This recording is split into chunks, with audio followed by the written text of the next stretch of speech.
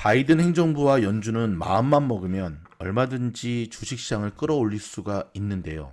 지금 그런 마음이 별로 없는 것 같다라는 말씀을 좀 전 영상에서 언급해 드렸습니다. 지금 미국 주식시장의 가장 핵심 키워드인 금리. 여러분, 금리가 앞으로 어떻게 진행될 것 같습니까?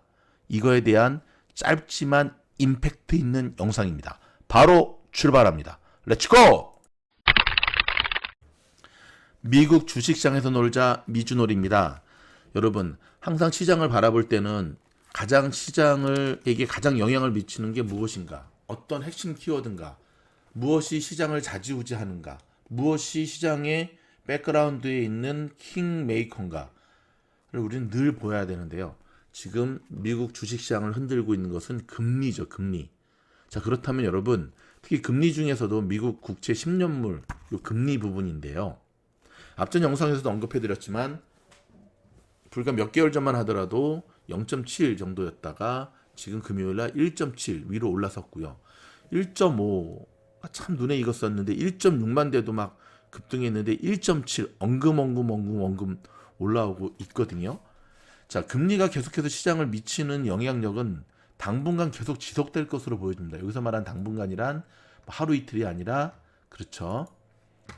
몇 주는 갈 분위기죠.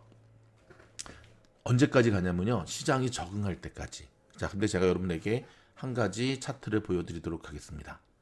짠! 자, 이 차트는요. 미국 국채 10년물 금리의 차트인데요. 자, 보십시오. 1995년부터 지금까지의 차트의 모습입니다. 10년물 금리 차트. 자, 보시게 되면 한 가지 사실을 발견하게 되죠.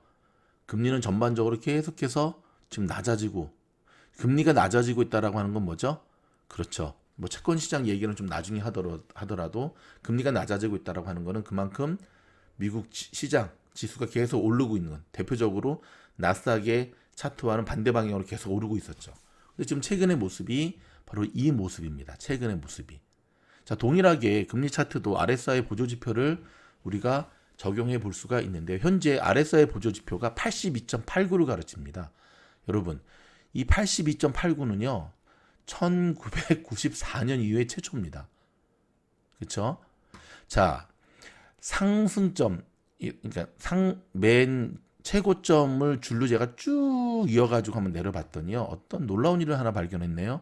지금 우리의 모습은 아직 최고점에 터치를 하지 않았다는 거고요.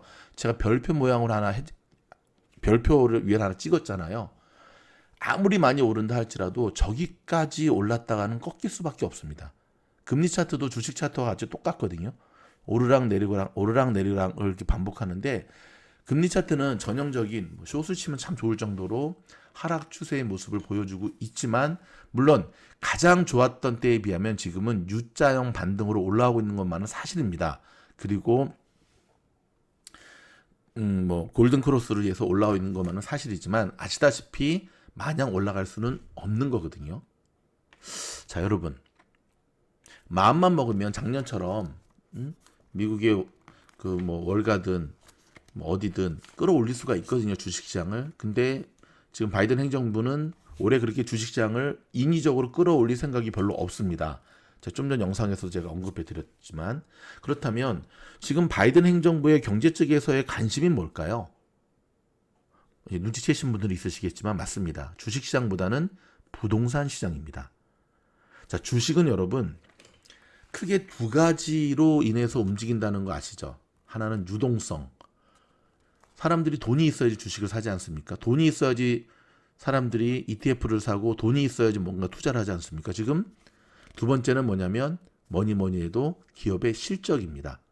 실적이 굉장히 안 좋으면, 여러분, 실적이 계속 안 좋거나 미국의 주식시장에 지금 들어와 있는 기업들이 다 니콜라나 루이신 커피 같은 그런 종목들이라고 한다면 사람들이 주식을 살 이유는 하나도 없죠. 이양도 포함시킬까요? 유동성만큼은 지금 확실히 해결이 됐습니다. 돈이 너무 유동성이 많아서 문제일 정도로 지금 돈을 완전히 풀었으니까요. 두 번째는 실적입니다. 자, 지금 늦은 4분기 실적 발표가 지금 이어지고 있는데, 과연 2021년 들어서 1, 4분기 실적 발표가 어떻게 나오느냐, 여러분, 우리가 계속해서 매의 눈으로 봐야 되고요. 지금 연준의 관심, 바이든 행정부의 경제적 관심은 주식이 아니라 부동산입니다. 부동산. 왜 갑자기 부동산이냐고요?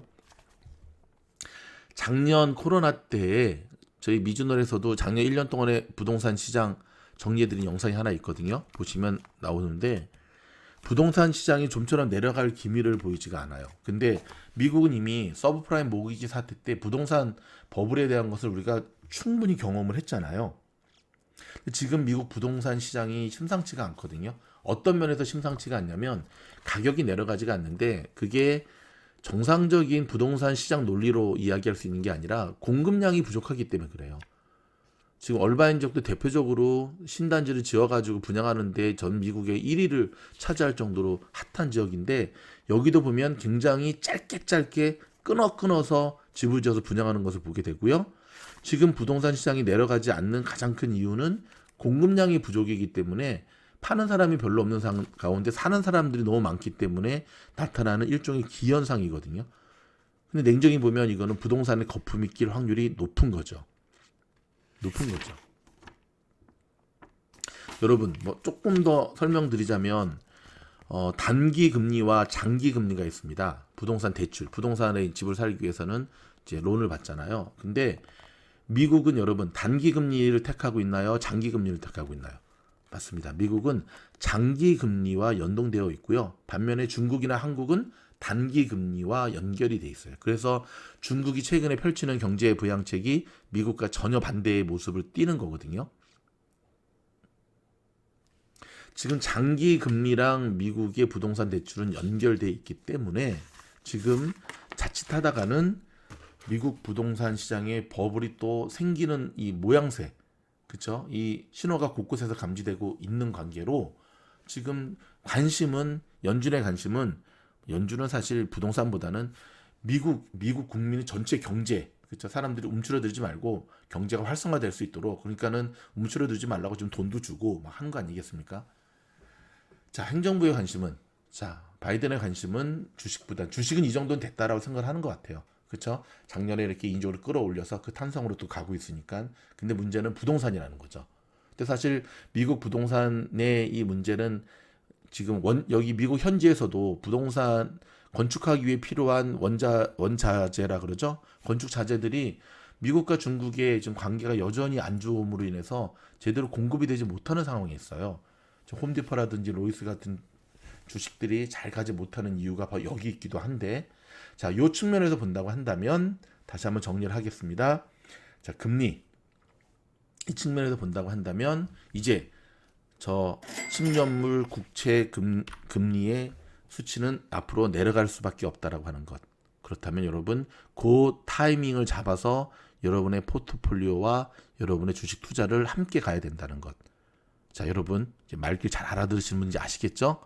그렇죠. 너무 마냥 올라갈 수는 절대 없어요, 여러분. 주식이든 뭐 금리든 제가 지금 보여드리고 계속해서 화면에 띄워드리고 있는 이 금리 차트를 보면 어느 정도 여러분의 매수 매도 타이밍을 조정할 수 있을 겁니다. 여러분 저희 영상이 도움이 되었다고 한다면 좋아요, 구독, 알림 부탁드립니다. 더 좋은 영상으로 찾아뵙겠습니다. 감사합니다.